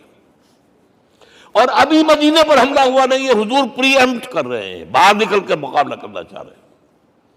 تو گویا کہ انصار کور نہیں ہوتے اس کے اندر، اس لیے بار بار اشیرونی، مجھے مشورہ دو. اب سعد بن عبادہ کھڑے ہوتے ہیں، کانک تعنینا یا رسول اللہ صلی اللہ علیہ وسلم، اے اللہ کے رسول شاید آپ کا روئے سخن ہماری جانب ہے. فَإِنَّا آمَنَّا بِكَ وَصَدَّقْنَاكَ، ہم آپ پر ایمان لا چکے ہیں، ہم نے آپ کی تصدیق کی، اب ہمارے پاس چوائس کون سا ہے؟ اگر آپ آگے چلیں ہم پیچھے چلیں گے، اگر برق الغماد تک پہنچیں گے ہم اپنی اونٹنیوں کو دبلا کر دیں گے. یمن کا آخری شہر جو ہے برق الغماد، اور اگر آپ ساحل سمندر پر کھڑے ہو کر اپنی سواری سمندر میں ڈالیں گے ہم بھی ڈال دیں. بہرحال یہ مراحل ہیں کہ جن سے گزر کر حضور نے اللہ کے دین کو غالب کیا اور قائم کیا، اور اس ہر سطح پر، ہر مرحلے پر صحابہ کرام نے آپ کا ساتھ دیا. جہاں آپ کا پسینہ گرا وہاں انہوں نے اپنی خون کی ندیاں بہا دی. محمد رسول اللہ والذین معہ اشداء علی الکفار رحماء بینہم، یہ ہے در حقیقت عظمت محمد صلی اللہ علیہ وسلم. آج کے دور میں سمجھ لیجئے اچھی طرح، یہ دور جس کا کہ فاتح ہیں حضور، فاتح سے مطلب افتتاح کرنے والے، اس دور میں اجتماعی نظام کی اصل اہمیت ہے. اجتماعی نظام غلط ہے، ایکسپلائٹیٹو ہے. تقسیم دولت کا نظام غلط ہے. کیا ہوگا؟ ایک طرف دولت جمع ہوگی، ایکومولیشن آف ویلتھ، ایک طرف بھوک، افلاس، فاقہ ہوگا. شاہ ولی اللہ دہلوی کہتے ہیں کہ جس معاشرے میں تقسیم دولت کا نظام غلط ہو جائے، یہ دو دھاری تلوار ہے، دو دھاری دونوں طرف کاٹتی ہے. ایک طرف دولت جمع ہوگی تو عیاشیاں ہوں گی، بدماشیاں ہوں گی، کچھ چرے ہوں گے، وہ بھی خراب، معاشرے کے لیے خراب. اور ایک طرف فقر ہوگا اور بھوک ہوگی اور فاقہ ہوگا، یہ بھی خراب. اس لیے کہ حضور فرماتے ہیں کاد الفقر ان یکون کفرا، فقر تو انسان کو کفر کی حد تک پہنچا دیتا ہے. لہذا فقر کو کل نظام کو توڑنا ہوگا. یہ الفاظ ہے شاہ ولی اللہ دہلوی رحمۃ اللہ علیہ کے، جو 12ویں صدی ہجری کے مجدد. اس نظام کو بدلنا. اب آپ سوچئے حضور صلی اللہ علیہ وسلم نے جب اپنے اس مشن کی تکمیل کر لی، تو میں اب دو باتیں آپ کو بتا رہا ہوں. چونکہ حضور کی بعثت صرف عرب کے لیے نہیں تھی، صرف عربوں کے لیے نہیں تھی، صرف ملک عرب کے لیے نہیں تھی.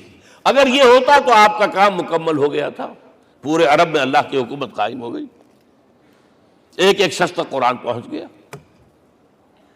لیکن 5 جگہ قرآن میں آیا ہے وَمَا أَرْسَلْنَاكَ إِلَّا كَافَّةً لِلنَّاسِ بَشِيرًا وَنَذِيرًا، ہم نے نہیں بھیجا آپ کو مگر تمام انسانوں کے لیے بشیر اور نذیر بنا کر. لہذا کام مکمل نہیں ہوا. اقبال کہتا ہے وقت فرصت ہے کہاں، کام ابھی باقی ہے، نور توحید کا اتمام ابھی باقی ہے. یہ بھی تکمیل رسالت کا مظہر ہے کہ حضور سے پہلے کوئی رسول پوری نوع انسانی کے لیے نہیں بھیجا گیا. آپ پہلے رسول ہیں اللہ کے اور آخری جو پوری نوع انسانی کے لیے بھیجے گئے. حضرت عیسیٰ نے بھی یہی کہا تھا اپنے حواریین سے، تو سینٹ پال نے اسے تبلیغی مذہب بنایا ہے. انجیل میں اب بھی الفاظ موجود ہیں کہ I have been sent in search of the lost sheep of the house of Israel. میں تو اسرائیل کے گھرانے کی کھوئی ہوئی بھیڑوں کی تلاش میں بھیجا گیا ہوں، صرف بنی اسرائیل کے لیے. قرآن بھی کہتا ہے رسولا الی بنی اسرائیل، واحد رسول ہیں جو پوری دنیا کے لیے بھیجے گئے. اچھا کہہ دینا تو آسان ہو گیا، اس کا مطلب کیا ہے؟ جب تک پوری دنیا پر اللہ کا دین غالب نہ ہو، محمد کا مقصد بعثت ہنوز شرمندہ تکمیل ہے، اور یہ ہوگا، اس کی خبر دی ہے. یہ ایک تحفہ میں لے کر آیا آپ کے لیے. 8 صفحے ہیں، لیکن یہ سمجھیے کہ یہ سونے کے حروف سے شر لکھے ہوئے ہیں، وہ احادیث، وہ آیات جن میں حضور نے خبر دی ہے کہ پوری دنیا پر اللہ کا دین غالب ہوگا۔ ہو نہیں سکتا کہ دنیا ختم ہو جائے اور محمد کا مقصد بعثت ابھی مکمل نہ ہو، ناممکن۔ جن آیات کو پڑھیے، ان میں پھر احادیث پڑھیے۔ میں صرف 2 حدیثیں آپ کو سنا دوں۔ ایک میں حضور نے اپنے زمانے سے لے کر قیامت تک کے 5 ادوار گنائے ہیں، آپ پڑھ لیجیے گا، ٹیکسٹ ہے یہ، اور خدا کے لیے اس کی قدر کیجیے گا، یہ آیات ہیں، احادیث پھینک نہ دیجیے خدا کے لیے کہیں۔ اور اس کے اندر جو ہے اس وقت کے جو مایوسی کے اندھیارے ہمارے اوپر چھائے ہوئے ہیں، ان کا علاج ہے کہ نہیں، اور بھی دور فلک ہیں ابھی آنے والے، ناز اتنا نہ کریں ہم کو ستانے والے۔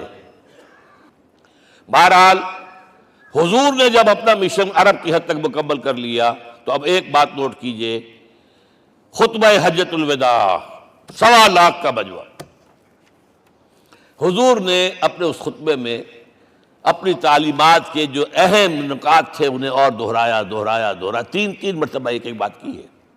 لاؤڈ سپیکر تو تھا نہیں، پہلے آپ ادھر رخ کرتے تھے، آپ کہتے تھے کچھ، ادھر لوگ آدمی آگے کھڑا ہوا اس کو آگے پہنچاتا اور آگے پہنچاتا تھا، پھر آپ سامنے رخ کر کے کہتے تھے، پھر بائیں طرف رخ کر کے 3 مرتبہ، ایک لفظ 3 مرتبہ۔ آخر میں ایک سوال کیا ہے، الا هل بلغت، دیکھو لوگوں میں نے پہنچا دیا یا نہیں؟ کیونکہ قرآن میں تحدید آئی تھی، اے نبی، یا ایھا النبی بلغ ما انزل الیک من ربک وان لم تفعل فما بلغت رسالتہ، اے نبی جو کچھ تم پر نازل کیا گیا اللہ کی طرف سے پہنچا دو، اور اگر نہیں کیا تو رسالت کا حق ادا نہیں ہوگا۔ اور اس میں سورہ اعراف کی آیت نمبر 6 اگر پڑھ لیں، فَلَنَسْأَلَنَّ الَّذِينَ أُرْسِلَ إِلَيْهِمْ وَلَنَسْأَلَنَّ الْمُرْسَلِينَ، ہم ان سے بھی پوچھیں گے جن کی طرف رسولوں کو بھیجا، اور رسولوں سے پوچھیں گے ہم نے تمہارے پاس اپنا پیغام پہنچایا تھا، تم نے پہنچایا کہ نہیں لوگوں کو؟ اس لیے حضور نے گواہی لی، الا هل بلغت، دیکھو میں نے پہنچا دیا کہ نہیں؟ اور جواب کیا ملا؟ انا نشہد انک قد بلغت رسالۃ وادیت الامانۃ ونصحت الامۃ وکشفت الغمۃ، ہم گواہ ہیں حضور آپ نے رسالت کا حق ادا کر دیا، امانت کا حق ادا کر دیا، ہماری خیر خواہی کا حق ادا کر دیا، اور گمراہی کے اندھیرے جو ہے انہیں چھانٹ کر رکھ دیا۔ اب آپ نے آسمان کی طرف نگاہ کی، انگشت شہادت سے وہی 3 مرتبہ، اللہم اشہد اللہم اشہد اللہم اشہد، اللہ تو بھی گواہ ہے، یہ مان رہے۔ یہ ہے سائی آف ریلیف، یہ بوجھ جو میرے کندھے پر آیا تھا، انا سنلقی علیک قولا ثقیلا، یہ اب منتقل ہو گیا، اب امت کو منتقل ہوا۔ لہذا آخری لفظ کیا تھا؟ فَلْيُبَلِّغِ الشَّاهِدُ الْغَائِبَ، اب جو یہاں موجود ہیں ان کا فرض ہے کہ پہنچائیں ان کو جو یہاں نہیں ہے۔ میں صرف تمہارے لیے رسول نہیں ہوں، ایک فرد نوع بشر تک دنیا میں جو اس وقت ہے، اور ایک فرد نوع بشر جو آخر تک آئے گا قیامت تک، اس تک قرآن پہنچانا تمہارے ذمہ ہے۔ ہم نے نہیں پہنچایا، اسی لیے آج ہم اللہ کے عذاب میں ہیں۔ آج کیوں ذلیل کے کل تک نہ تھی پسند گستاخی فرشتہ ہماری جناب میں، 1.5 بلین مسلمان، لیکن عزت نام کی کوئی شے ہے؟ G7 G9 G11 G13 G15 کوئی مسلمان بھی ہے ان میں؟ نہ 3 میں نہ 13 میں، نہ G7 میں نہ G15 میں، نن۔ اتنی بڑی تعداد، سیکیورٹی کونسل میں کسی سیٹ کی امید ہے؟ نن۔ آپ کے وسائل پر ان کا قبضہ ہے، آپ کی ٹیکسیشن کے احکام وہاں سے آ رہے ہیں، ریٹ بڑھاؤ، چینی کے اس کے بڑھاؤ، اور فلاں کے بڑھاؤ، اور بجلی کے بڑھاؤ، اور تیل کے بڑھاؤ، کیا ہو رہا ہے؟ کیوں ذلیل ہے؟ اور نمبر 2، آج دنیا میں خون اگر بہ رہا ہے تو صرف مسلمان کا ہو گیا، مانند آب ارزاں مسلمان کا لہو۔ 60 سال سے کشمیر اور فلسطین، پھر درمیان میں صومالیہ، چچنیا، کوسوو، یہ سب بوسنیا، پھر آپ کو معلوم ہے فلپائنس، پھر جو کچھ ہوا افغانستان میں، اور جو کچھ ہوا اب ہو رہا ہے، جو کچھ ہوا عراق میں۔ یہ کیوں ہے؟ We are criminals number 1، We have not done our duty. ہم نے قرآن کو اپنا امام نہیں بنایا، دوسروں کے سامنے کیا پیش کریں گے؟ ہمارا اپنا سارا نظام سود کے اوپر مبنی ہے۔ بہرحال پہلا فرض یہ ہے اب اس کو پہنچاؤ، اور یہاں تک فرمایا بلغوا عنی ولو آیۃ، پہنچاؤ میری جانب سے چاہے ایک ہی آیت، preach on my behalf۔ یہ کام جو ہے جو کہا گیا تھا، واقعہ یہ کہ میں 50 برس سے کر رہا ہوں، یہ آج کی بات نہیں ہے۔ تکمیل اور تدوین فن میں جو بھی حفیظ کا حصہ ہے، نصف صدی کا قصہ ہے، 2-4 برس کی بات نہیں۔ میں میڈیکل کالج کے زمانے سے درس قرآن دے رہا ہوں، جب یہ طلبہ کے اجتماعات کے درمیان درس قرآن ہوتا تھا، جماعت اسلامی کا رکن تھا تو درس قرآن ہوتا تھا، اور اس کے بعد سے میری زندگی کا بیشتر وقت اس میں لگا، بیشتر اور بہتر۔ یہ حضور کا حکم ہے، پہنچاؤ میری جانب سے چاہے ایک یاد پہنچاؤ۔ اچھا، نمبر 2، اب حکم دیا گیا، اس کی مثال میں دے رہا ہوں آپ کے سامنے۔ جب ایران کے ساتھ جنگ شروع ہوئی ہے تو سپہ سالار افواج ایران رستم نے وفد بلایا ایک، اے عربو، تم پہلے بھی ہم پر حملے کیا کرتے تھے، لیکن پہلے لوٹ مار کر کے واپس چلے جاتے تھے۔ یہ جان لیجئے یہ ہسٹری کا ایک موقع ہے خاص، کہ ایک سیٹلڈ سویلائزیشنز ہوتی ہیں اور ایک وہ جو رہتے ہیں سطح مرتفع پر، وہاں پانی نہیں ہوتا، وہ فصل کہاں سے آ جائے گی، یا ریگستان میں جو وہاں بستے ہیں وہ کیا کرتے ہیں؟ وہ وقتاً فوقتاً جاتے ہیں، جھپٹا مارتے ہیں، لوٹ مار کرتے ہیں، لے کر وہاں سے دولت آتے ہیں، اسی پر ان کی گزارا تھا۔ تم پہلے بھی آیا کرتے تھے، لوٹ مار کر کے چلے جاتے، اس دفعہ پیچھا بھی چھوڑ رہے، وجہ کیا؟ ایسی پیاری، یہ کئی روایتوں میں آیا ہے، الفاظ مختلف ہو سکتے ہیں۔ جو مسلمان وفد کا سربراہ تھا اس کا جواب سنیے، انا قد ارسلنا، دیکھو رستم، پہلے ہم خود آتے تھے، اب ہمیں بھیجا گیا ہے، اللہ نے بھیجا محمد کو، محمد نے بھیجا ہمیں صلی اللہ علیہ وسلم۔ کس لیے؟ لنخرج الناس من ظلمات الجہالت الی نور الایمان ومن جور الملوک الی عدل الاسلام۔ اس لیے بھیجا گیا ہمیں کہ نوع انسانی کو شرک اور کفر کی جہالتوں سے نکال کر ایمان کی روشنی میں لائیں، اور بادشاہوں کے ظلم و ستم کے پنجے سے نجات دلا کر عدل اسلام۔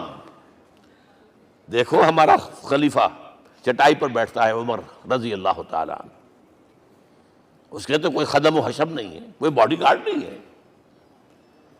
ایک آیا تھا سفیر ایران کا، مدینے میں آ کر گھوما پھرا، کوئی محل نظر نہیں آیا اسے، پوچھتا ہے مسلمانوں سے، اے نا ملک، بھائی تمہارا بادشاہ کہاں ہوتا ہے؟ جواب ملا، لیس لنا ملکن بل لنا امیر، ہمارا کوئی بادشاہ نہیں، ہمارا امیر ہے۔ کہاں ہے بھائی؟ ہمارے بیت المال کے کچھ اونٹ گم ہو گئے تھے کہ بھائی ملے نہیں، ہمارا خلیفہ تلاش کرنے گیا۔ اب اس نے کسی کو لیا ہوگا، آئیڈینٹیفائی کر سکے، ڈھونڈ کر جا کر ایک جگہ دیکھا، دھوپ تیز ہو گئی تھی، حضرت عمر تھک گئے تھے، لہذا ایک درخت کے سائے میں اپنے کوڑے کا تکیہ بنا کر لیٹے ہوئے استراحت فرما رہے، کوئی خادم نہیں، کوئی خدم و حشم نہیں، کوئی باڈی گارڈ نہیں۔ اس وقت وہ کھڑے ہو کر کہتا ہے، عمر تم عدل کرتے ہو، تمہیں کوئی خوف نہیں ہے، ہمارے بادشاہ ظلم کرتے ہیں، لوگوں کا خون پیتے ہیں، انہیں ہر وقت ڈر رہتا ہے، انہیں اونچی اونچی فصیلیں چاہیے، انہیں باڈی گارڈ چاہیے، انہیں حفاظتی دستے چاہیے۔ یہ مثال پیش کی ہے نا، یہ کوئی فیری ٹیلز تو نہیں ہے، یہ تو آج کی تاریخ ہے، 1400 برس پرانی تاریخ ہے بھائی، کوئی پرانی نہیں ہے، کوئی 10,000 سال پرانی بات نہیں ہے۔ اور وہی عمر ہے، انہیں بلایا گیا ہے بیت المقدس،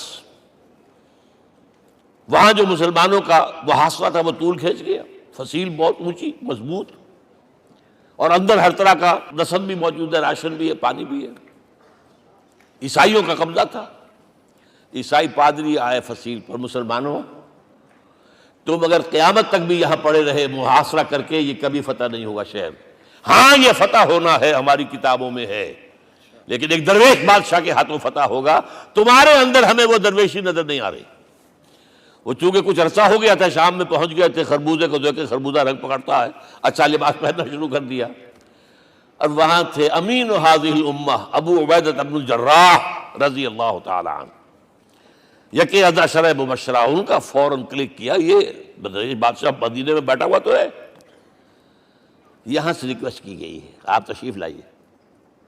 اب 700 میل کا سفر ہے، کوئی ذاتی سفر نہیں، کسی بیٹے کے کنووکیشن میں کے لیے نہیں گئے ہیں، کوئی انٹوریج نہیں ہے، کچھ نہیں، ایک اونٹ، ایک خادم، اور اسی اونٹ پر راستے کا راشن، لہذا ایک آدمی بیٹھ سکتا ہے۔ اب ایک منزل خلیفہ اوپر تشریف فرما ہے اور خادم ہاتھ پکڑ کر آگے چل رہا، اگلی منزل خادم اوپر بیٹھا ہے اور خلیفہ ہاتھ پکڑ کے آگے چل رہا ہے۔ جب آخری منزل آئی ہے تو باری ہو گئی اس خادم کی، اس نے ہاتھ جوڑ دیے، خدا کے لیے لوگ دیکھیں گے، مجھے ماریں گے، تمہیں شرم نہیں آئی؟ خلیفۃ المسلمین جو ہے وہ آگے آگے تمہارے چل رہے تھے، تم وہ براجمان تھے۔ حضرت عمر نے ڈانٹ پلائی، الدور دورک، نہیں، باری تمہاری ہے۔ وہ بیٹھا ہوا اوپر، حضرت عمر پھنکیل پکڑ کر آ رہے ہیں، اور بیچ میں کہیں کیچڑ آ گیا تھا، جوتیاں بھی ہاتھ میں پکڑی ہوئی ہیں۔ اب وہاں آتے ہی انہیں لے جایا گیا فصیل کے سامنے، انہوں نے اوپر سے اپنی کتابیں دیکھیں، ہاں یہی ہے درویش بادشاہ، یہ فتح نہیں ہوا تھا یروشلم، یہ ایک صلح کے طور پر انہوں نے دیا ہے، کھول دیا، آ جاؤ۔ اور انہوں نے شرط رکھوائی تھی کہ کہیں یہاں یہودیوں کو آباد نہیں ہونے دیں گے آپ۔ حضرت عمر نے اتنی رعایت کی تھی یہودیوں کے لیے کہ وہ یہاں آئیں، اپنے مقدس مقامات کی زیارت کر کے جا سکتے ہیں، لیکن یہاں سیٹل نہیں ہو سکتے، اس لیے وعدہ تھا۔ یہ وعدہ جو ہے سلطان عبدالحمید خان تک چلا ہے، بڑی سے بڑی رشوت پیش کی تھی زائنسٹ نے، تمہارے سارے قرضے ہم ختم کر دیں گے، تم جو ہے ہمیں فلسطین میں آباد ہونے کا حق دے دو۔ نہیں، جو معاہدہ عمر کا تھا اس میں میں کوئی ترمیم نہیں کر سکتا۔ تو یہ مثالیں ہیں جو پیش کی گئی ہیں۔ میں تو کہا کرتا ہوں، جب میں نے پڑھا تھا کہ کرنل جمال عبد الناصر کی بیٹی سائیکل پر جاتی ہے کالج، کیو این لائی کی بیٹی بھی سائیکل پر کالج جاتی ہے، احساس ہوا تھا عظمت ہے نا آخر، چاہے وہ کسی غیر میں ہو۔ اور واقعہ یہ ہے کہ میں بیان کرنے سے رہ نہیں سکتا، جب میں نے لال بہادر شاستری کے بارے میں سنا، he had no house in the whole of India۔ یہ تو بھارت کی ڈیموکریسی کا ایک معجزہ ہے۔ A person who doesn't own a house in the whole length and breadth of India and he rose to the position of prime minister۔ ہمارے ہاں کسی میونسپلٹی کا جو ہے ممبر نہیں بن سکتا، اس کی بیوی اپنے گھر میں خود کھانا پکاتی تھی، کوئی ملازم نہیں تھا۔ اور جب ہارٹ اٹیک ہوا ہے تاشقند میں، تو وہ جو مرتے دم بات کی ہے اس نے ماتا جی سے کی ہے، بیوی سے نہیں کی۔ یہ ہماری مشرقی روایات ہیں، ماں کا مقام۔ لیکن یہ تمام مثالیں جو ہیں، پوری نوع انسانی 10 مرتبہ پیدا ہو کر ختم ہو جائے، حضرت عمر والی مثالیں نہیں لا سکتے۔ رات کو گشت کر رہے ہیں، ایک جگہ سے رونے کی آواز آئی، معلوم ہوا کہ بچے ہیں، بھوکے ہیں، رو رہے ہیں۔ ماں سے پوچھا گیا کیا معاملہ ہے، کہ کیا کروں، کچھ نہیں ہے، میں نے یہ آنڈی چڑھا دی ہے، چولہے کے اوپر آگ جلا دی ہے، بچوں سے کہا بھائی کچھ پک رہا ہے، ذرا انتظار کرو، سو جائیں گے۔ کانپ گئے، ایسی گئے سیدھے بیت المال، آٹے کی بوری اپنے غلام سے کہا میرے کندھے پر رکھ، میں پہلے چلتا ہوں۔ نہیں، قیامت کے دن تم میرا بوجھ نہیں اٹھا سکو گے۔ اپنے کندھے پر بوری رکھ کر لائے ہیں، کھانا پکوایا، کھلایا بچوں۔ اب اگر حضور یہ کہے کہ سید القوم خادمہم، تو یہ حقیقت تھی کہ نہیں تھی؟ ورنہ اگر یہ مثال نہ آتی تو کہتے جی شاعری تو اچھی ہے، بہت اچھا شعر کہہ دیا، کوئی سردار بھی کبھی خادم ہوا ہے۔ اب یہ ہے کہ یہ نظام دنیا میں، بس آخری بات میں آ گیا ہوں، یہ خوشخبریاں میں آپ کے ساتھ یہ تحفہ لے کر آیا، یہ پڑھیے، یہ نظام دوبارہ آنا ہے۔ محمد کی پیشن گوئی غلط نہیں ہو سکتی، وہ صادق المصدوق صلی اللہ علیہ وسلم۔ اگرچہ ابھی ہمیں اور سزائیں ملنی ہیں، اور سخت سے سختر سزائیں آنی ہیں۔ ابھی آرمگیڈون سر پر تنی ہوئی ہے، کھڑی ہوئی ہے، ملحمۃ العظمیٰ جسے حدیث میں کہا گیا۔ آرمگیڈون پتہ نہیں آپ نے کبھی سنا ہے کہ نہیں سنا ہے؟ یہ بائبل کی آخری کتاب جو ریولیشن جان ہے، اس میں ہے کہ ایک بہت بڑی جنگ ہوگی، گریٹر اسرائیل بنانے کے لیے بہت بڑی جنگ ہوگی، and you said the stage has been set for that۔ نیٹو تیار اسی کے لیے ہو رہا ہے دوبارہ. کس لیے؟ نیٹو چیف سے پوچھا گیا تھا کہ تمہارا دشمن جو تھا USSR تو ختم ہوا, گھٹنوں کے بل پڑا ہوا ہے, اب کس کے لیے اس کو ایکسٹینڈ کر رہے ہو اور آرگنائز کر رہے ہو؟ اب ہمیں مسلم فنڈامنٹلسٹ سے نمٹنا ہے. یہ ہے وہ کروسیڈ جو شروع ہوئی. یہودی اور عیسائی نیو کنزرویٹوز, نیو کونس, یہ دونوں جڑے ہوئے ہیں. ایک 5 پوائنٹ ایجنڈا ہے ان کا جس پر دونوں کا اتفاق ہے. تو ابھی ہم پر بڑے برے وقت آنے ہیں, ہمیں سزائیں ابھی اور ملنی ہیں, لیکن ٹیبلز ول بی ٹرنڈ. دنیا میں اللہ کا دین قائم ہوگا, چاہے ابھی اور اپس اینڈ ڈاؤنز آئیں گے, لیکن ہوگا. لیکن ہوگی, وہ وقت آئے گا اللہ کا دین قائم ہوگا پوری دنیا میں. ایک حدیث میں آپ کو سنانے چلا تھا, حضرت ثوبان سے رضی اللہ تعالیٰ عنہ, مسلم شریف کی روایت ہے. حضور نے فرمایا ان اللہ زوالی الارض, اللہ نے میرے لیے پوری زمین کو لپیٹ دیا. فرائے تو مشارقہا و مغاربہا, میں نے اس کے سارے مشرق دیکھ لیے, سارے مغرب دیکھ لیے. وَإِنَّ أُمَّتِي سَيَبْلُغُ مُلْكُهَا مَا زُوِئَ لِي مِنْهَا, میری امت کی حکومت ان تمام علاقوں پر قائم ہو کر رہے گی جو اللہ نے زمین کو لپیٹ کر مجھے دکھا دیے. یہ ہونا ہے, and that is going to be the end of this world. Armageddon بھی آ جائے گی پہلے, ملحمۃ العظمیٰ بھی آئے گا, سزائیں بھی ملیں گی, بالآخر وہ ہوگا.